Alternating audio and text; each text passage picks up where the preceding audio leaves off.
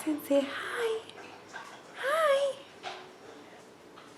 This is our 1 month update.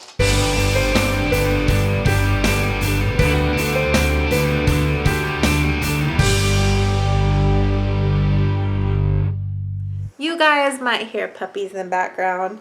I really, I couldn't even set up in my office. It gets so crazy. So the dogs are walking around and this might be sporadic and all over the place, but yeah, I figured I better get it done while we had the time.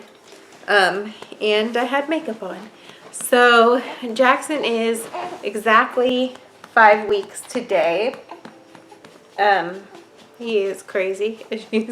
That's what he does. You'll see him doing that. Like, even if I support his neck, he throws his head around like that a lot.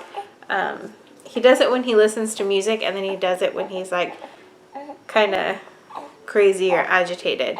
So he is very, very strong.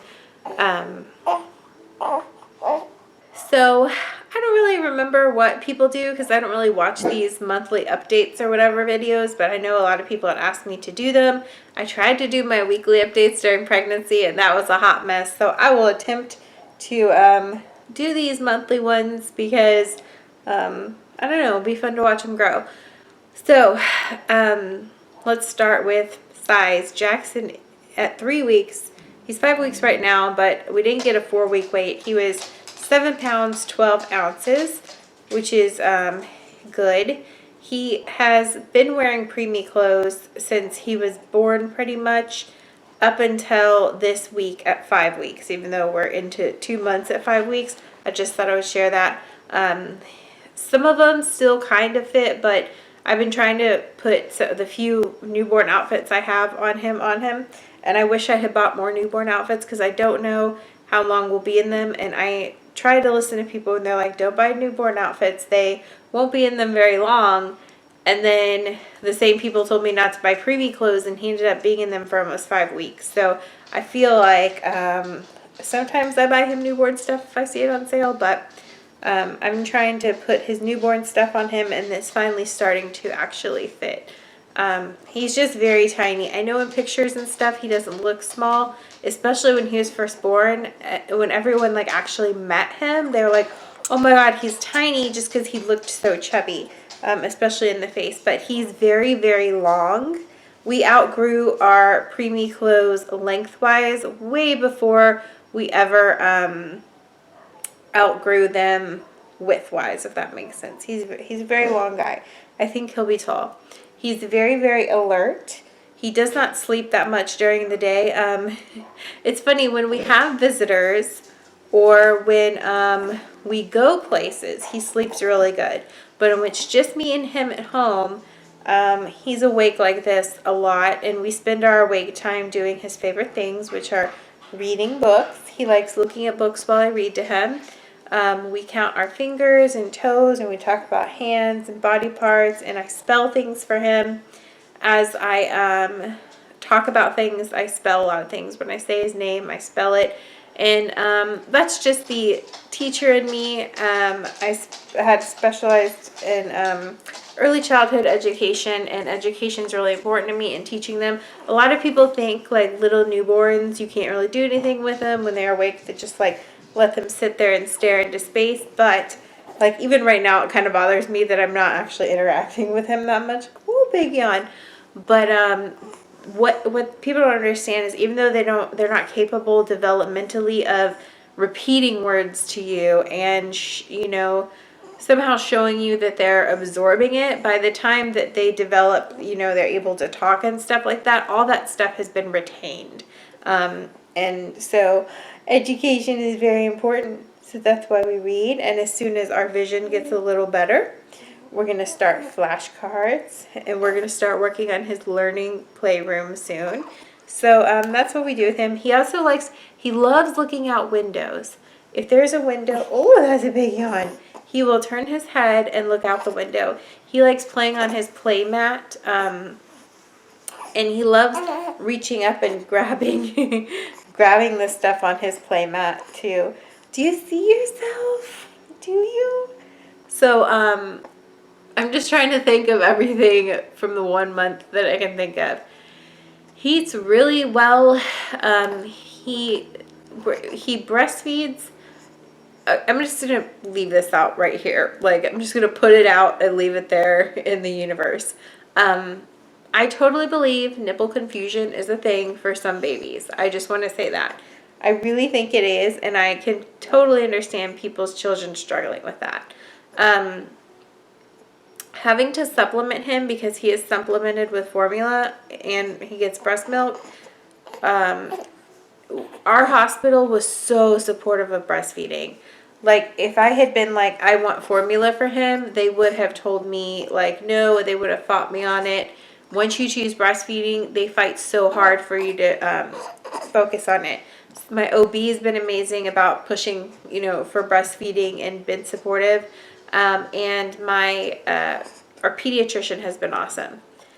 He had a drastic drop in weight from birth, which was 6 pounds, 4 ounces, and he dropped down to like 5 pounds in like 2 days. Once we came home. We came home from the hospital 2 days later. He had a doctor's appointment and he had lost like a pound. So, yeah, that is why we started supplementing him. It wasn't like we don't think he's getting enough or whatever. I've heard some people have sent me stories, and my heart goes out to them. And you guys, I get so many messages, and I'm trying to answer them, trying to get to them. So if I haven't got to your message yet, please don't think I'm ignoring you. I've read them all. But people sent me their stories with breastfeeding and shared with me, and I found it really, really amazing for you guys to share that with me and hear your struggles and what you went through and what's worked for you. And I so appreciate that. But I've heard a lot of stories about hospitals not being supportive of breastfeeding and just trying to supplement them off the bat, or stuff like that. I just want to, I guess, reassure, even though I don't feel like I have to justify it in a way. I don't feel like people are asking me to justify it or whatever, or saying anything besides sharing their story. But I wanted to share that our hospital, our doctors, everyone has been so supportive of breastfeeding, and we did not start supplementing until there was a drastic drop in weight. That was quite alarming. And I also, for sure, have low milk supply now. We've done weighted feeds, and he does not get much milk when he breastfeeds. At all, really. And I don't get a lot when I pump, but I look at it this way: at least he's getting some, and that's important to me. I don't think one person, and I've talked about this before, having him, I don't think what somebody else decides, like, I don't judge them. Like, there's some people that judge. Are you kissing? There's some people that judge. That's another thing he likes doing. He goes, and he's done that since birth. They judge people for using formula. They judge people for this or that. And I've never, it doesn't matter if you didn't have your milk come in, you have low milk supply like me, or you just didn't feel like breastfeeding. Like, you shouldn't be judged for that. I just want to put that out there. But the thing with the bottles and the nipple confusion is, so we had to start supplementing him. And here, you want your baby? So we had to start supplementing him, and when we did, we introduced bottles, the pacifier, a lot of things everyone tells you is a big no-no. Like, don't do it. It's a big no-no. Well, honestly, what happened for us was it helped so much, because I have his anatomy with his mouth and my breast have not gotten along since day one. He could not latch. We had like 6 or 7 different lactation consultants try to get him to latch, and it was literally impossible. We couldn't get him to latch. Nurses couldn't get him to latch. It was bad. So the solution was a nipple shield until his mouth got bigger and stuff like that, and he grew because he was so tiny. So we had been using the nipple shield for the longest, but it was still a fight to even get him to use the nipple shield. Once we introduced bottles and the pacifier, you guys, like, he started taking the nipple shield, like, and latching on so easily. Like, he just got it down. And then as of last week, we have learned to, like, we have been practicing latching, and pumping has helped, I guess, with my nipple situation. But him using the bottle and the pacifier, that actually helped us rather than hurt our progress. He is now able to latch on to just my breast. We have not used the nipple shield in a week. And it's amazing to not have to stress about that. And every day it gets easier for him to latch on. The easiest way for him to latch on is the football hold. So that's what we do most of the time. But for some reason with my left breast, that's his favorite breast. That's a breast that makes the most milk. And that breast, for some reason, is he can cross cradle. I think that's what it calls. He feeds on that cross cradle well too, but football hold is the best for the right. It's so strange how positions matter per breast, but they do. So that's a little bit about like the nursing and all that. So yeah, I'm going to go over developmentally. I mean, he's just like basically like any other newborn. I did notice him grabbing stuff and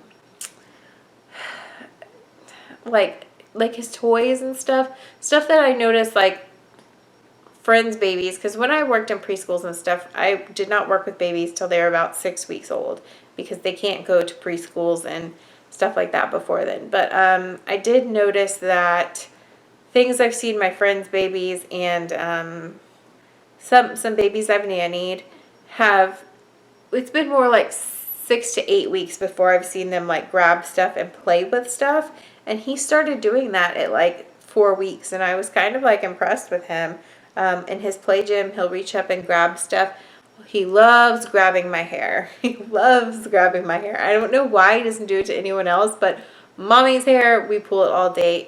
And towards at 3 weeks, he discovered his hands. He started putting it in his mouth and stuff like that. He does not sleep a lot during the day. He's not like like I said, if we go out somewhere, it's like he sleeps the whole time, or if we go visit someone, he sleeps the whole time, which is great because he has serious separation anxiety issues.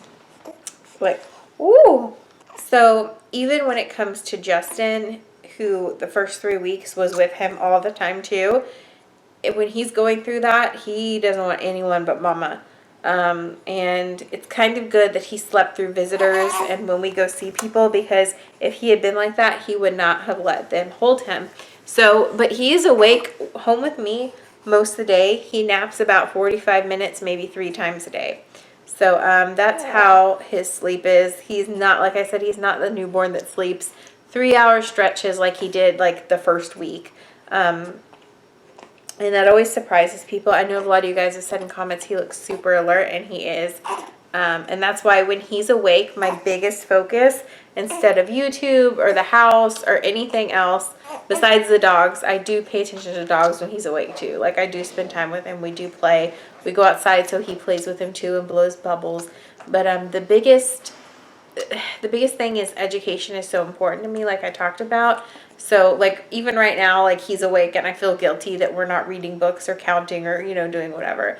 But it's so important to me that he does that. Like I said, with my background and my education, and I, you know, worked at so many schools, and I was a director of education at one of the schools, and it's just, it's always been a passion, is education. And I'm so excited to get his learning room ready and all those kind of things. We'll do preschool at home. I still have all my lesson plans. So when he's awake, which is all the time, we focus on that. At nighttime, he wakes up every 2 to 3 hours. Let's see. What else, Jackson?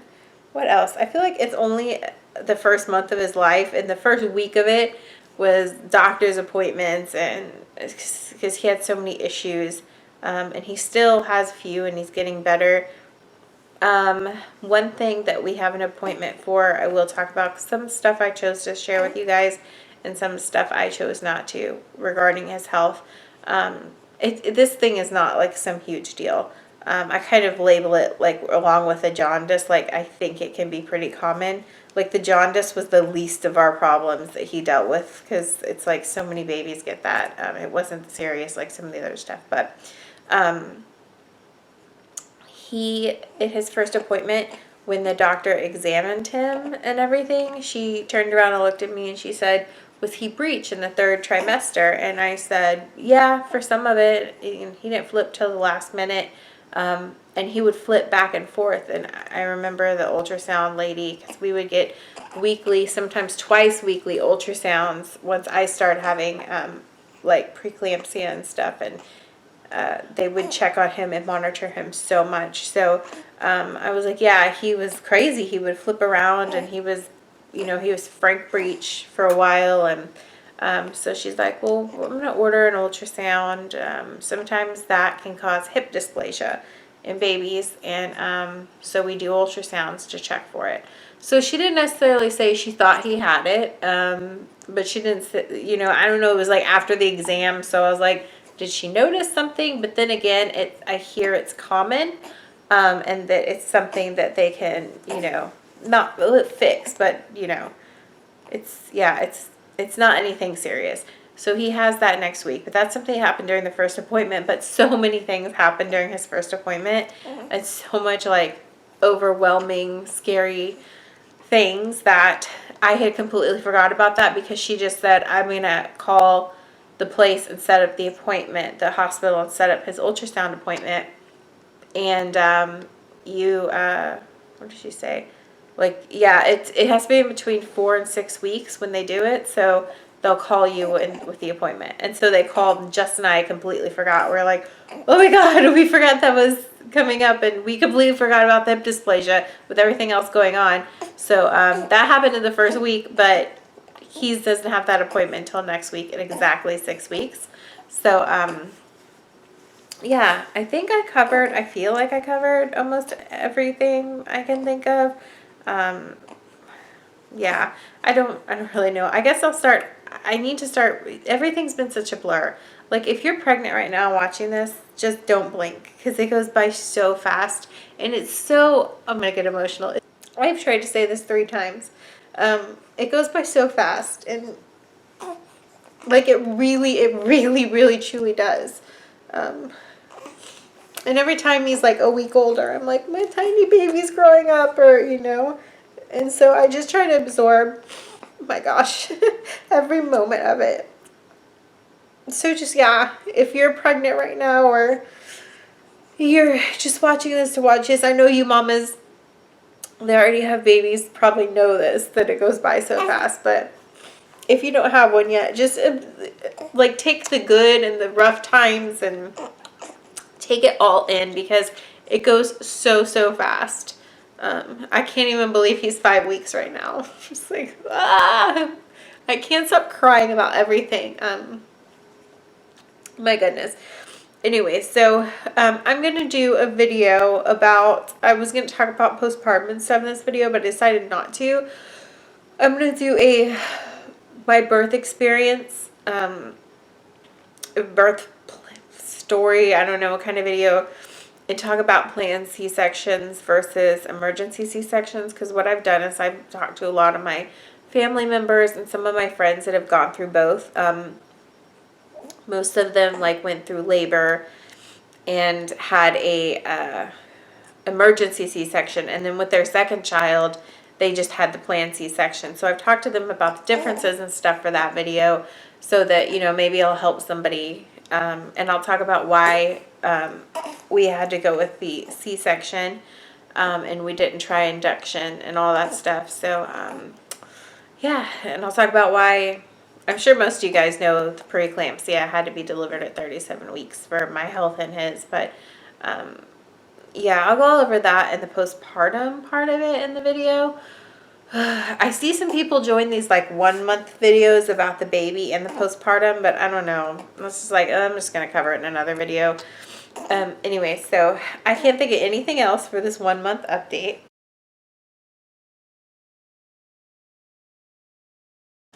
Anyways, we'll see you guys in our next video. Hopefully mommy will stay with these videos and keep, there it goes, it gets spit out.